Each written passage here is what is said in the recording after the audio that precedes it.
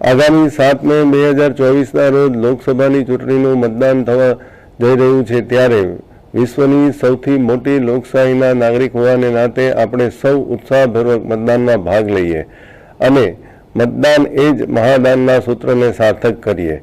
હું પરિમલ પંડ્યા, જિલ્લા વિકાસ અધિકારી, અમરેલી જિલ્લાના યુવાનો, ભાઈઓ, બહેનો, વડીલો તમામને હાર્દિક અપીલ કરું છું કે આપણે સૌ ઉત્સાહપૂર્વક આ મતદાનના મહાપર્વમાં ભાગ લઈએ અને અન્ય 5 વ્યક્તિઓને પણ મતદાન કરવા માટે પ્રેરિત કરીએ।